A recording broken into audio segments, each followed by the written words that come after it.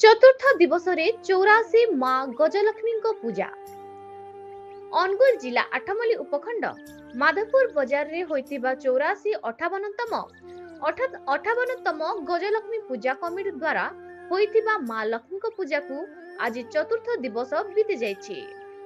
आज चतुर्थ दिवस रे आमंत्रित होइतिबा अतिथि ओडिशा ड्राइवर महासंघर सभापति श्रीजुक्त प्रशांत मेंडुली एवं ओडिशा ड्राइवर महासंघर कोषाध्यक्ष श्रीजुक्त आदित्य बेहेरा आसी पहुंची थिले।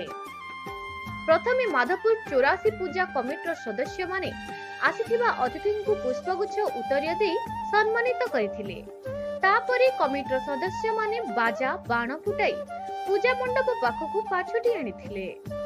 अतिथि माने प्रथमे माँ लक्ष्मी को दर्शन करथिले। तापरे पूजा कमिटी द्वारा चलिथिबा सांस्कृतिक कार्यक्रम कंस दरबार पाखकु जाइथिले एवं चलिथिबा कंस दरबार नाटक को अतिथि माने किछि समय देखिबा परे चली जाइथिले।